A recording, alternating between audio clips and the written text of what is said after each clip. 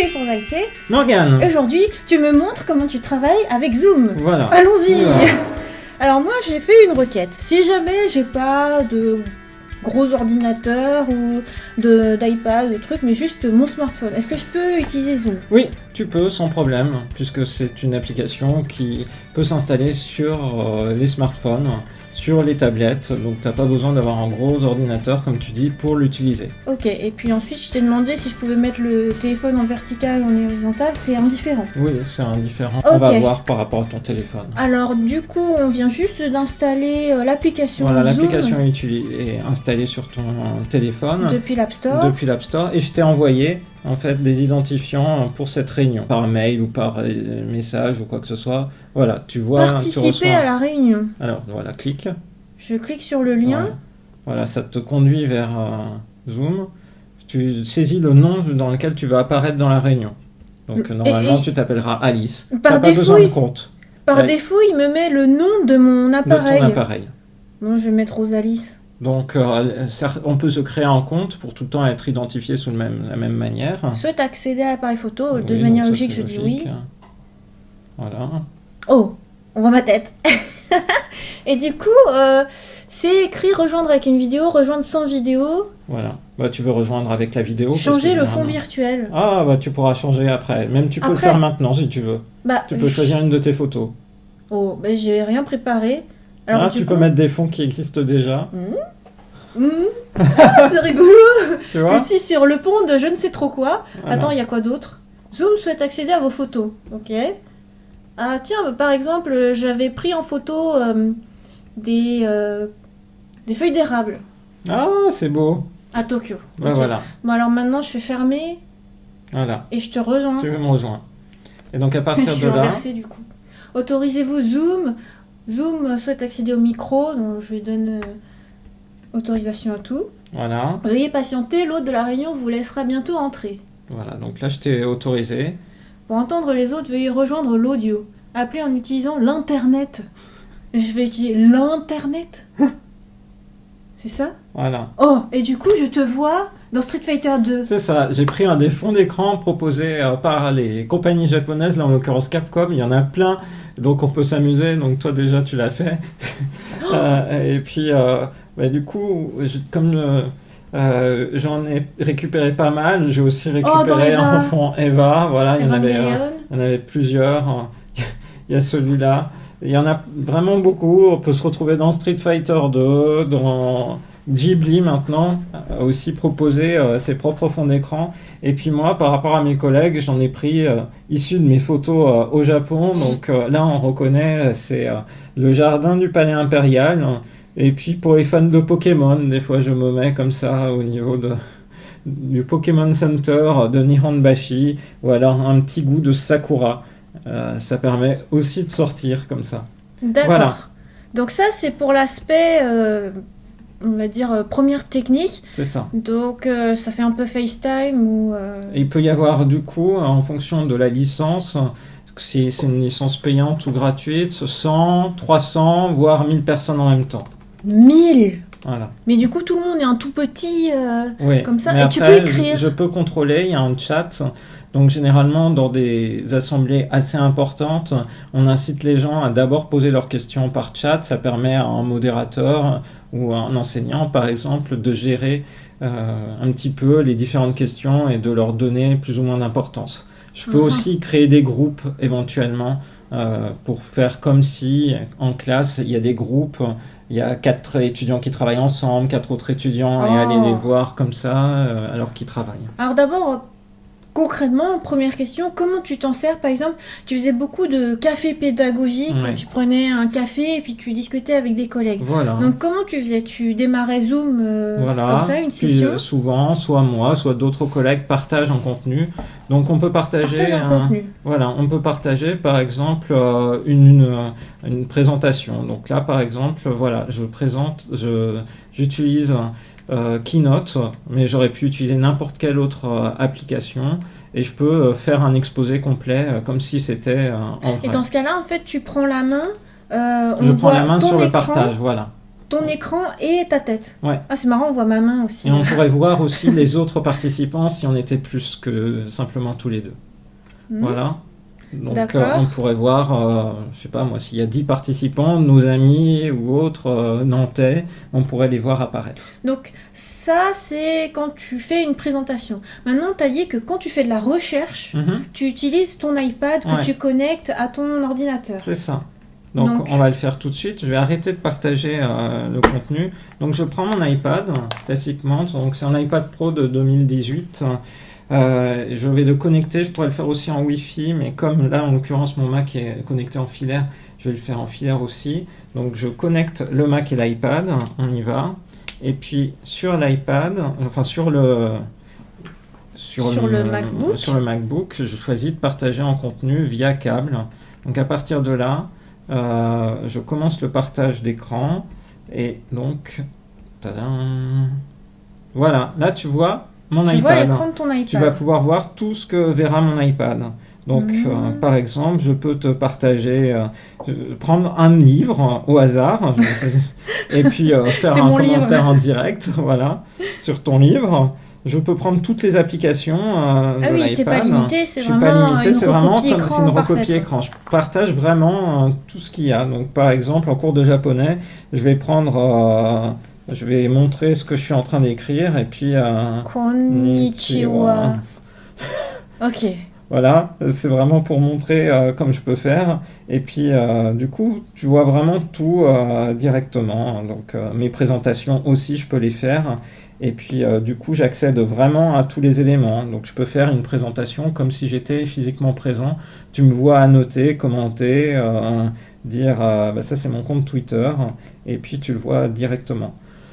D'accord. Voilà. Alors, ça veut dire que quand tu travailles, à ce moment-là, une seule personne partage une ressource. Oui, après on peut faire en sorte que plusieurs personnes partagent. Ah bon ? Je peux configurer pour que toi aussi tu partages quelque chose.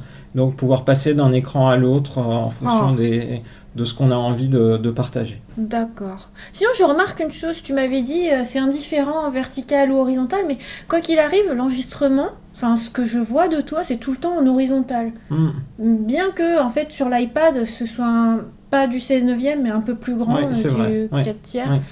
Il y a que moi en fait qui partage en vertical. Là, il y a ma tête en vertical.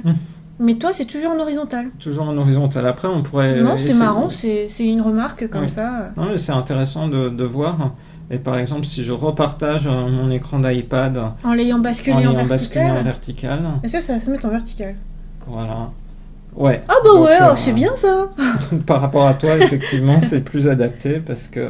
Oui, donc, c'est une question un peu bête. Hein. Non, mais t'as raison par rapport à ça. Et du coup, je peux vraiment faire des graphiques... de plein de choses, donc là un réseau de régulation génétique, voilà, avec une activation, une inhibition, et puis voilà. Donc on peut vraiment faire des formules mathématiques de plein de choses. C'est toutes les fonctionnalités de l'iPad. Ce qui est pratique, c'est que c'est un peu comme si j'avais directement un tableau blanc que tu vois, et je peux faire mon cours de cette manière-là. Donc ça a été le choix qui a été fait dans pas mal de structures, et par exemple dans l'école d'ingénieurs dans laquelle j'enseigne, effectivement on a fait le choix d'acheter des licences Zoom pour pouvoir faire des classes en ligne de manière synchrone. Il y a plein de manières de faire des classes en ligne, synchrone ou asynchrone, et là aussi ce que je viens d'activer depuis tout à l'heure, c'est qu'il y a la possibilité d'enregistrer la session. Donc éventuellement, voilà, tu es prévenu du fait que ça soit enregistré, et du coup tu pourras aller revoir ensuite ce que j'aurai présenté. Ah, il n'y a même plus besoin de prendre des notes, en fait. Tu as tout qui est enregistré en vidéo. Mais prendre des notes, c'est bien utile pour avoir une... ça bascule en live. Oui, ça bascule en live. C'est bien utile pour avoir ta propre analyse. Oui, non, mais c'est pour dire que du coup, c'est vachement pratique. Oui, tu peux aller revoir la vidéo après. D'accord, donc à chaque fois que je te vois faire des visioconférences, en fait, c'est ce que tu utilises.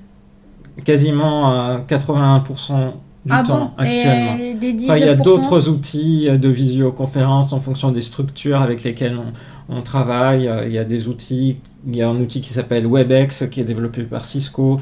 Il y a de continuer d'utiliser par exemple Skype ou alors des outils plus logiciels libres comme Jitsi si les gens l'ont installé chez eux. Donc il y a une grande palette d'outils possibles, sauf que en l'occurrence, c'est surtout les sociétés américaines qui ont réussi à prodiguer des solutions qui ont tenu la charge. Donc le moment où tout le monde cherche à se connecter, les serveurs américains sont suffisamment bien dimensionnés pour que ça tienne, alors que malheureusement les serveurs français, le lundi qui a marqué le début de la classe en ligne, qui a suivi le confinement, tout est tombé. Ouais, d'accord. Donc voilà, c'est du coup tu partages ta tête, ton audio et éventuellement un contenu qui peut être modifié en live et grâce à ça tu travailles à distance. C'est ça, en collaboration, que ce soit autour de problématiques administratives, en termes d'enseignement ou en recherche. Et du coup, on se retrouve dans des conditions vraiment, je trouve, très bonnes. Maintenant, c'est une très bonne alternative. Évidemment, le fait de se voir en physique a aussi ses avantages, mais maintenant, en numérique, on peut vraiment, en quelque sorte, concevoir d'autres mécanismes, avoir des sauvegardes aussi des réflexions qu'on a pu avoir. Donc, je trouve ça vraiment très bien. J'ai une petite question. Ce que tu fais souvent en recherche, c'est utiliser ton grand tableau blanc et écrire conjointement à plusieurs dessus. Comment tu fais, du coup, dans cette situation-là ? Bon, alors là, je suis pas sur une licence qui me permet... Là, c'est ma licence gratuite pure. Donc, je pourrais pas faire ça directement, faire que quelqu'un d'autre vienne écrire sur mon tableau blanc. Mais en vrai, c'est possible. En vrai... C'est quoi ? T'as un truc... Ah, un peu comme les Oekaki à l'époque, il y a longtemps. Voilà. On faisait des trucs comme ça, on pouvait... Attends, c'était PenChat. C'est ça s'appelait PenChat. Et je crois que c'était en 2000... Je crois que c'était... Ou 2001, un truc comme ça. On pouvait dessiner tous ensemble. Mais tu vois, indépendamment de mon iPad, si je le déconnecte... Donc, je peux avoir aussi accès à un outil de tableau blanc. Donc ça, c'était de base donc sur ça, c'est le dans Zoom. N'importe qui n'aurait pas peut s'amuser à dessiner s'il a une souris. D'accord, je vois ta souris, effectivement. Tu vois, là, je dessine. Mais et moi, alors, est-ce que je peux... Toi, si je t'autorisais... Je peux rien faire. Parce que depuis tout à l'heure, je fais que regarder. Moi, je suis juste spectateur. Mais... Voilà, et je suis censée pouvoir faire des trucs, même sur mon smartphone. Attends, je vois qu'il y a un deuxième onglet, là. C'est quoi ? Mode pilotage sécurisé, blabla. Vous êtes désormais l'animateur. Je viens de te mettre animatrice. Donc normalement, tu as des fonctionnalités supplémentaires qui sont arrivées. Et notamment, tu peux partager des choses maintenant. Je peux partager une URL de site web. Mais pas seulement. Tu peux partager des photos, des contenus ou autre. Mais... Ah oui, et il n'y a pas le tableau blanc comme tu avais pour moi, depuis ton iPhone, c'est une découverte. Je ne l'ai jamais Ah oui, parce testé. Que tu fais tout le temps depuis l'ordinateur. Et tes collègues aussi, du coup, j'imagine. Oui. Oh. Ou depuis un iPad, parfois. Mais donc, j'ai pas eu l'occasion, effectivement, de... Non, mais c'est marrant, c'est... Ouais. Donc, en gros, vous êtes tous... équipé d'ordinateurs avec Internet et avec ça, vous travaillez ensemble. Voilà. Oh, bah, c'est super intéressant. Moi, ça me permet de voir un peu l'envers du décor parce que moi, à chaque fois, je vois comme vous, là, deux faces. Dire Morgane, il est comme ça. Blablabla, blablabla. Mais après, j'ai aucune idée de ce à quoi ça ressemble. Voilà. Et je peux aussi diffuser du contenu éventuellement sonore, par exemple. Dans le cadre des cours de japonais, c'est utile à ma prof. Elle peut me diffuser, par exemple, une audio d'un texte japonais issu d'un livre et je l'entends comme si on était dans la même salle. Alors là, je t'ai fait un truc marrant. Regarde, Morgane. Je vais me faire voler. Je bouge ta caméra. Voilà. Oh ouais, on me voit apparaître. C'est drôle. Ouais. Attends, ça gère plutôt bien le fait d'être à plusieurs. Hein. Oui, si on est sur le même plan, ça marche bien. Tu veux dire si je me recule ? Ah ouais, on voit un bout de mur. Voilà. Un peu. Oui.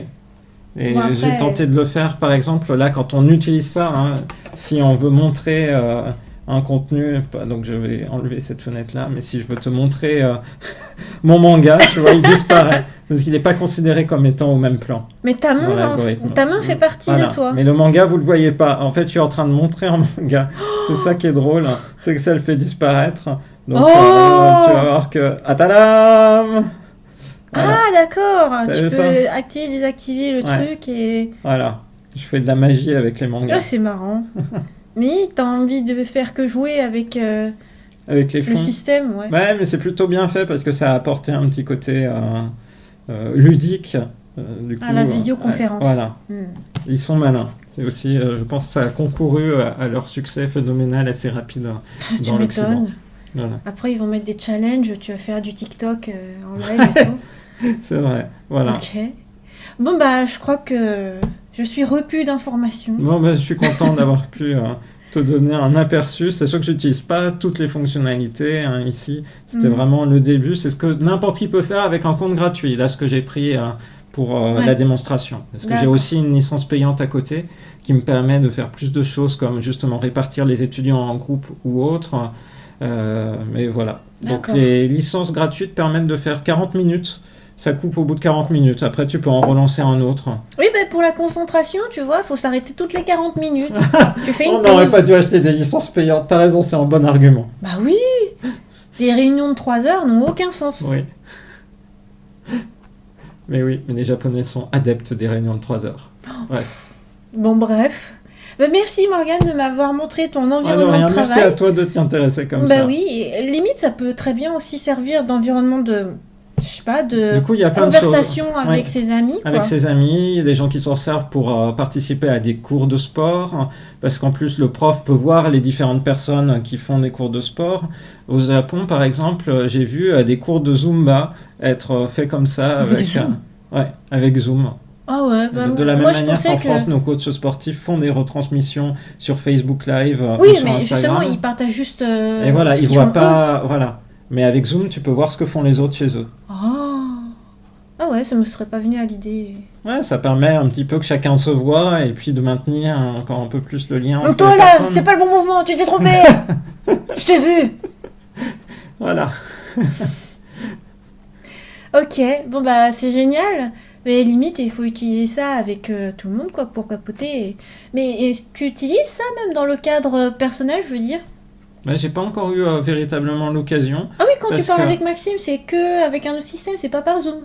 Ah si, dans le cadre... Parce que quand vous rigolez bien avec les fonds, les têtes de chat... C'est avec Line, mais c'est parce qu'on a l'habitude d'utiliser Line en chat et que du coup tu passes très facilement dans ce cadre-là. Parce que moi j'entendais, oui, je suis un koala, je suis un chat, je sais pas quoi, et je savais pas ce que c'était. L'avantage de l'outil, c'est qu'une fois qu'il est installé, t'as pas besoin d'avoir un compte pour rejoindre. Là, tu t'es pas créé de compte. Donc je pourrais t'envoyer... Ah oui, ça passe juste par un lien et basta. Ça passe juste par un lien et puis basta. Et de préférence un mot de passe pour éviter ce qu'on appelle le Zoom bombing, c'est-à-dire d'avoir un inconnu qui pourrait retrouver l'URL et venir au hasard. C'est déjà arrivé. Donc maintenant, la bonne pratique à avoir sur Zoom, c'est de penser à mettre un mot de passe. Mais j'ai pas eu de mot de passe là quand tu m'as envoyé le truc. Si. Ah si. Ah, ça veut dire dans le lien, par défaut, il mettait le mot de passe. Oui, il était... Ok, j'ai eu toutes les réponses que je voulais. Tu peux Super. ajouter un mot? Bah non, voilà, j'adore les fonds d'écran, j'adore les Japonais. Chaque jour, j'ai l'impression qu'il y a des nouveaux fonds d'écran. Donc moi, je me régale. Et voilà, je vous encourage à aller voir les différents fonds d'écran et je vais finir par... un autre fond. Et là, tu dois le reconnaître. Ah bah ça oui, tu t'accroches, l'autre il s'accroche à la grille et puis... il te tombe dessus. Voilà. Très bien. Eh ben merci beaucoup Morgane. Ouais, merci à toi. Clôture de la vidéo. On espère que cette vidéo vous a plu. On vous donne rendez-vous à très bientôt dans une prochaine vidéo sur la chaîne de Rosalie. Et si vous avez des questions, si vous avez des envies de tutos sur Zoom ou sur d'autres choses, n'hésitez pas à le dire en commentaire. J'en profite pour dire que si vous cherchez à utiliser Zoom et que vous cherchez un très bon tuto, mes collègues de Sciences Po Paris ont mis en ligne des tutoriels accessibles à tous qui sont vraiment très très bien faits. Donc en plus ils sont sur une licence Creative Commons qui permet de les partager. Donc je vous encourage vivement à aller voir leur travail. Bah, je mettrai le lien du coup dans la description et le premier commentaire qui est épinglé. Super. À bientôt. Bye bye. Bye bye.